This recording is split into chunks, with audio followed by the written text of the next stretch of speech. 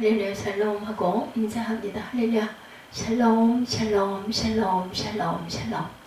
하나님 사랑합니다. 여러분 주 안에서 사랑합니다. 사무엘하 7장 22절에서 29절 다윗의 감사 기도 이런 제목으로 함께 은혜를 나눕니다.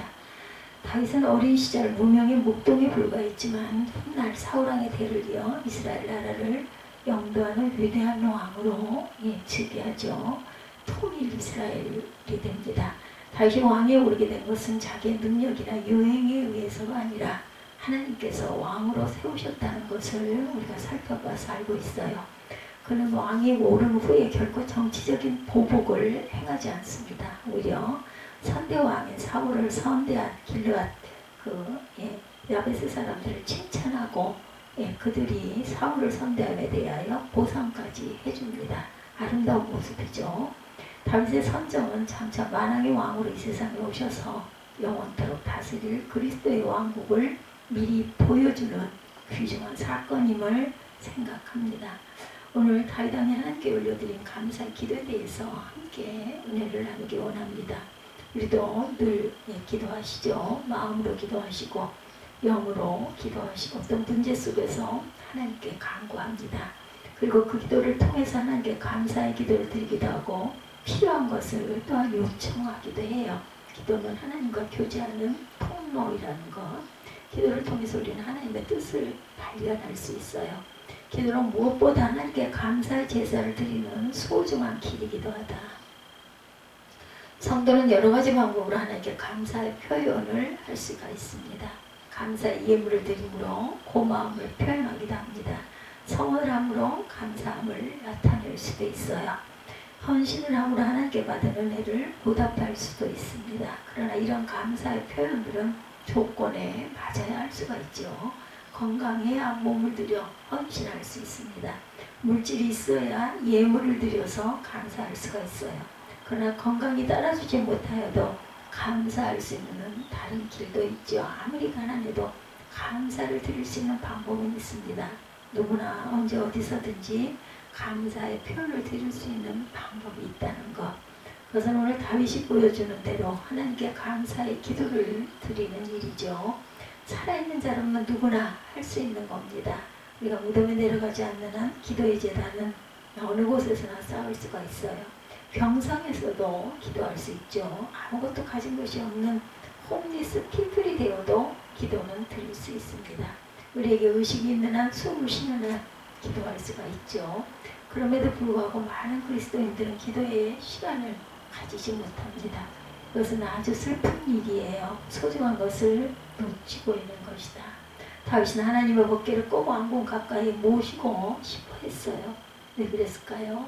하나님의 법궤를 모시기 위해서 깨끗한 장소도 준비해야 하고 성전도 마련해야 하고 많은 물질이 또한 들기도 합니다. 그럼에도 불구하고 다윗이 그토록 법궤를 모시고 싶어 했던 이유는 하나님께 기도드리고 싶었기 때문이겠죠. 하나님의 법궤를 모신 곳에 들어가 하나님과 대면하여 기도하고 싶어 했을 거예요. 오늘날도 신실한 그리스도인들은 하나님의 성전 가까이에 살고 싶어 합니다. 그 이유는 기도의 시간을 더 많이 가지고 싶어 하기 때문이다. 다윗은 기도의 사람이라고 일컬음을 받을 정도로 수많은 시간을 기도에 하려 합니다. 그가 남긴 많은 시편들을 읽어보면 그 한 편 한 편이 주옥같이 올린 기도들이에요. 오늘 본문에 다윗이 올린 감사의 기도가 기록되어 있죠. 함께 그 기도를 살펴보고 우리도 또한 온전한 기도의 삶을 살 수 있기를 바랍니다. 다윗의 감사 기도는 어떤 기도였을까? 7장 22절이죠. 다윗은 유일하시고 참되신 야훼 하나님께 기도드립니다. 다른 시대에는 이스라엘 나라 주변에 이방 나라들이 아주 많았어요. 7장 22절 다시 한번 보고 가죠. 그런즉 야훼여 이러므로 주는 위대하시니 이는 우리 귀로 들은 대로는 주와 같은 이가 없고 주 외에는 신이 없음입니다. 이렇게 다윗이 고백을 하죠. 주님 외에는 하나님 외에는 어떤 신도 없다. 이스라엘 땅에도 아직 이방 그 성주들이 다스려 살아가는 도시들이 많았어요. 예루살렘과 베들레헴도 다윗이 정복하기 전까지는 이방인들이 살고 있었고 다른 신들을 섬기고 있었죠. 아말렉이나 블레셋 나라에는 여러 이방 신들이 또한 있었습니다. 그 이방 신들의 신상 앞에 항상 재물이 놓여 있었고 사람들은 그곳을 찾아가서 기도를 합니다. 다윗은 이렇게 기도하죠. 22절이죠. 야훼 하나님이여 이름으로 주는 광대하신 이는 우리 귀로 들은 대로는 주와 같은 이가 없고 주 외에는 참신이 없음이니이다. 우리가 귀로 들은 대로는 주와 같은 이가 없고 주 외에는 신이 없다. 야훼 하나님은 창조주이세요. 그런 천지 만물을 지으셨습니다. 그 중에도 인간은 창조의 멸류관이라고 격찬할 만큼 귀한 존재로 지으셨죠. 사람을 지으실 때 하나님의 창조의 세계를 볼 수 있는 눈과 아름다운 음향을 들을 수 있는 귀를 함께 만들어 주셨어요. 우리가 아름다운 음악 소리를 들으면 나도 모르게 귀를 기울이게 되죠. 그 음악에 심취하게 됩니다. 아름다운 자연을 눈으로 볼 때 또한 감탄합니다. 다윗은 시편 94편 9절에 귀로 지으신 이가 듣지 아니하시랴 눈을 만드신 이가 보지 아니하시랴. 다윗은 알고 있었어요. 아름다운 세상을 볼 수 있도록 눈을 만드신 하나님은 인간들보다 훨씬 더 멀리 정확하게 보신다는 것을 알았습니다. 우리 귓전을 스쳐가는 바람소리까지 들을 수 있도록 귀를 지으신 하나님께서 인간들의 감히 듣지 못하는 세미한 소리까지 듣고 계신다는 사실을 알았어요. 하나님께서 기뻐하시는 소리는 과연 어떤 소리들일까요? 하나님께서 인간들에게 듣고 싶어하는 소리는 성도의 기도 소리를 가장 기쁘게 들으신다라는 것. 성도가 기도 드릴 때 하나님은 귀를 기울여 듣고 계십니다. 그리고 기도 소리를 주님은 가장 기뻐하신다. 주님께서 말씀하시죠. 마태복음 7장 6절에서 11절에 보면 구하라 그리하면 너에게 주실 것이요 찾으라 그리하면 찾을 것이요 두드리라 그리하면 너에게 열릴 것이니 구하는 이마다 얻을 것이요 찾는 이가 찾을 것이요 두드리는 이에게 열릴 것이니라. 너희 중에 누가 아들이 떡을 달라 하면 돌을 주며 생선을 달라 하면 뱀을 줄 사람이 있겠느냐. 너희가 악한 자라도 좋은 것으로 자식에게 줄 줄 알거든 하물며 하늘에 계신 너희 아버지께서 구하는 자에게 좋은 것을 주시지 않겠느냐. 다윗은 하나님께 기도하기를 기뻐했어요. 그는 이렇게 기도하죠. 시편 31편 2절에 내게 귀를 기울여 속히 건지시고 내게 견고한 바위와 구원하는 산성이 되소서. 오늘 읽은 본문에서 다윗이 하나님 안에 들어가 앉아 기도하였다라는 거예요. 그가 드린 기도의 대상은 유일하신 창조주 하나님, 참된 하나님이셨다. 오늘 우리가 드리는 기도의 대상은 지금부터 3000년 전에 생존하여 기도드렸던 다윗의 기도의 대상과 동일하신 하나님이시라는 사실에 놀라움을 금할 수가 없습니다. 다윗의 드린 감사의 기도는 다윗은 그의 기도를 통하여 자신과 그의 백성 이스라엘이 영원히 주의 백성됨을 감사합니다. 다윗이 다스리던 이스라엘 백성은 이방 나라들 중에 하나가 아니었다라는 거죠. 23절에 땅의 어느 한 나라가 주의 백성 이스라엘과 같으리까. 주의 백성과 같은 백성이 이 세상에는 없습니다. 이스라엘 백성은 애국 백성과는 구별이 되었죠. 바벨론 나라의 백성과도 달랐어요. 그들은 하나님께서 선택하셔서 자기 백성을 삼아주신 백성들이다. 그리고 그들을 구원하셨습니다. 구속하신 그의 백성들 하나님은 주의 명성을 내게 하신다. 이름을 드러내게 하시죠. 저희를 위하여 큰 일을 행하셨어요. 하나님께서 이스라엘을 위하여 하시는 위대한 일들을 보고 열국들이 두려워합니다. 하나님께서는 애굽의 바로왕 에서 10가지의 재앙을 내리죠. 홍해바다를 갈라 육지처럼 건너가게 하셨어요. 하늘에서 만나와 메추라기를 내려서 40년간 이스라엘 민족을 먹이셨습니다. 그들에게 필요한 모든 것을 공급하신 하나님이시다. 지금까지 세계 어느 나라 민족에게 하나님은 이런 기적을 베푸신 적이 없습니다. 이런 일은 하나님께서 이스라엘 백성을 열방 중에서 불러내신 증표입니다. 그리고 얼마 동안 많은 기적을 베푸시고 내버리신 하나님이 아니시고 이스라엘을 영원히 주의 백성으로 삼으셨다. 14절이죠. 하나님께서는 약속을 저버리지 않는 분이라는 것. 그래서 주께서 주의 백성 이스라엘을 세우사 영원히 주의 백성으로 삼으셨사오니 야훼여 주께서 그들의 하나님이 되셨나이다. 야훼 하나님의 이제 주의 종과 종의 집에 대하여 말씀하신 것을 영원히 세우셨사오며 말씀하신 대로 행하사 사람이 영원히 주의 이름을 크게 높여 이르기를 만군의 야훼는 이스라엘의 하나님이라 하게 하옵시며 주의 종 다윗의 집이 주 앞에 견고하게 하옵소서. 이렇게 기도하죠. 영원히 주의 백성을 삼으셨어요. 약속을 저버리지 않으신 하나님께서 영원히 세우셨사오며 말씀하신 대로 행하사 사람이 영원히 주의 이름을 크게 높여 이르기를 만군의 야훼는 이스라엘 하나님이라 하게 하옵시며 주의 종 다윗의 집이 주 앞에 견고하게 하옵소서. 26절이죠. 이사야 선지자도 49장 15절에 이사야 49장 15절에 여인이 자기 젖먹이를 어찌 잊으랴 자기가 낳은 아이를 어찌 가엾게 여기지 않느냐. 어미는 혹시 잊을지 몰라도 나는 결코 너를 잊지 아니하리라. 오늘날 하나님의 부르심을 받은 그의 백성들은 하나님께서 영원히 잊어버리지 않으신다. 그리고 약속을 버리지 않으신다. 젖먹이를 잊어버리는 어머니는 없습니다. 설령 인간이 실수하여 혹시 잊을지라도 하나님은 절대 잊지 아니하신다라는 것. 다윗은 26절에 주의 종 다윗의 집으로 주 앞에 견고하게 하옵소서 이렇게 기도합니다. 다윗의 집안의 사람들이 하나님 앞에서 흔들리지 않게 해달라고 기도하는 거죠. 든든한 바위처럼 흔들림 없이 자리를 지키게 되기를 기도하는 것이죠. 대단히 중요한 기도입니다. 사람들이 한때 하나님을 믿는 신앙에 서 있는 것 같은데 어느 날 보니 흔들리고 있어요.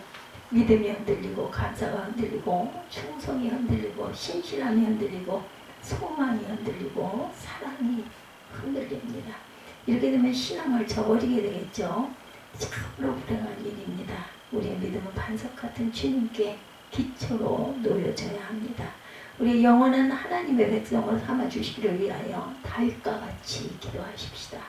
그는 하나님께서 다윗의 집을 주 앞에 견고하게 하옵소서 이렇게 기도했어요. 참으로 소중한 기도라는 거. 우리도 기도 드릴 때 우리와 우리 집이 하나님 앞에 영원히 견고하게 서기를 기도하자. 늘 기도하십시다. 그와 같은 집은 반석 위에 세운 든든한 집과 같다. 아무리 비가 내리고 창수가 나도 절대로 넘어가지 않는다. 물결이 휩쓸려가지 않습니다. 우리가 살고 있는 이 세상에는 홍수같이 휩쓸려 내려오는 많은 세력들이 끊임없이 도전해 옵니다. 온갖 시험이 닥쳐오는 세상이에요. 우리가 살고 있는 세상은 온실 안에 화초와 같지 않습니다. 때로는 거친 바람이 불어옵니다. 새참 비가 내리는 것처럼 많은 시련이 다가옵니다. 그러나 하나님의 백성들은 영원히 하나님께서 견고하게 세워주신다라는 것, 넘어지지 않게 하신다라는 것, 휩쓸려 내려가게 하지 않으신다라는 것. 그 이유는 우리는 일시적으로 부르심을 받은 하나님의 백성이 아니기 때문입니다. 영원히 부르심을 받은 백성들이다. 주님께서 말씀하세요. 세상에서는 너희가 환난을 당하나 담대하라 내가 세상을 이기었노라. 다윗의 드린 감사 기도는 어떤 기도예요? 영원히 복을 받게 하옵소서. 19절이죠. 이제 청하건대 종의 집에 복을 주사 주 앞에 영원히 있게 하옵소서. 주 야훼께서 말씀하셨사오니 주의 종의 집이 영원히 복을 받게 하옵소서 하니라. 아멘. 우리의 기도가 되기를 바랍니다. 다윗은 그의 집이 영원히 복받기를 기도했어요. 집이란 다윗의 가게를 말하겠죠. 그 식구들을 말합니다. 더 나아가 그가 다스리는 그의 나라 백성들을 말하죠. 시편 127편 1절입니다. 여호와께서 집을 세우지 아니하시면 세우는 자의 수고가 헛것이고 여호와께서 성을 지키지 아니하시면 파수꾼의 경성함이 헛사르다. 아멘. 그는 평생을 살면서 한 가지를 깨달은 것, 자신이 계획을 세고 노력을 자신의 뜻대로 되는 것은 아무것도 없다. 야훼 하나님께서 그와 함께 하시고 복을 주실 때 형통하게 풀려진다는 거죠. 다윗이 다스리던 이스라엘 왕국은 사방의 이웃 나라들이 화친을 도모하여 찾아옵니다. 전쟁이 그쳤어요. 더 이상 민족적인 불행은 사라졌습니다. 그 이유는 하나님의 축복이었고 보호하심 때문이었음을 그는 알죠. 지붕 위에 풀과 같이 일시적인 번영을 위한 기도가 아니었어요. 많은 세상 사람들 일확천금을 꿈꾸고 불이 일어나듯이 갑자기 집안이 일어서기를 바랍니다. 그러나 다윗의 기도는 그런 기도가 아니죠. 그가 드린 기도는 영원한 복을 구하는 기도였어요. 집을 세울 때 모래 위에 세우는 집과 반석 위에 추출을 놓은 집의 차이는 이런 점이라는 것. 모래 위에 털을 닦기는 아주 쉽습니다. 큰 힘을 들이지 않고도 반듯하게 땅을 고를 수가 있죠. 아주 빨리 털을 막 세울 수가 있어요. 그러나 반석 위에 털을 닦기는 아주 어렵습니다. 바닥을 고르고 평평하기 위하여 많은 시간과 공력이 들어갑니다. 아무리 쉽고 빠르게 털을 닦고 집을 세워도 문제는 얼마나 견딜 수 있느냐가 성공 실패의 갈림길이라는 것. 비록 시간이 오래 걸리고 힘이 들어도 집을 지은 후에 100년이 가도 흔들림 없이 그 자리를 지킨다면 잘 지은 집입니다. 마찬가지로 우리 모두는 인생의 집을 짓고 있는 자들인데 어떤 사람은 모래 위에 집을 짓는 것처럼 아무 기초도 없이 빠르게 나아가는 것 같은데 어느 날 보니 쓰러지고 맙니다. 다시 일어설 수 없는 지경이 되고 말아요. 그러면 그의 빠른 성공은 아무 의미가 없습니다. 성공이 아니라 결국은 실패죠. 반석의 집을 지은 지혜로운 사람은 하나님의 말씀을 듣고 행하는 바로 그런 사람이다. 하나님의 말씀에 순종하는 사람은 반석에 털을 닦는 사람과 같은 지혜로운 사람입니다. 비록 더디게 보여도 별로 진전이 없는 것 같아도 그가 천천히 세운 집은 100년이 가도 흔들림이 없습니다. 다윗은 바로 그런 집을 짓기 위하여 기도한 거죠. 쉽고 편하게 살게 해달라고 기도한 것이 아닙니다. 오랫동안 복을 받는 그의 나라가 되기를 기도했어요.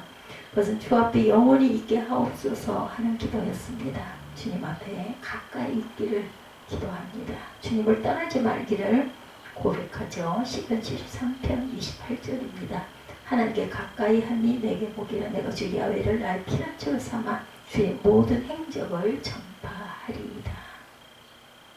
다윗의 이 고백이 오늘 우리 모두의 고백이 되기를 주님의 이름으로 축복합니다. 영원히 하나님의 집에 거할 수 있기를 기도합니다. 다윗의 또 하나의 고백을 함께 봅니다. 시편 84편 10절에 주의 궁정에서 한 날이 다른 곳에서 첫날보다 나은즉 악인의 장막의 거함보다 내 하나님 문지기로 있는 것이 좋사오니. 이 기도가 우리 모두의 기도가 되기를 주님의 이름으로 축복합니다. 기도하시겠습니다. 아버지 감사합니다. 아버지 주님, 아무리 화려한 궁전도 하나님이 계시지 않으면 아무 소용이 없습니다. 주의 궁정에서 한 날이 다른 곳에서 첫날보다 나은즉 악인의 장막의 거함보다 내 하나님 문지기로 있는 것이 좋사오니. 이 고백이 우리 모두의 고백이 되도록 은혜 내려 주시옵소서. 감사드리옵고 예수 그리스도 이름으로 기도드렸사옵나이다.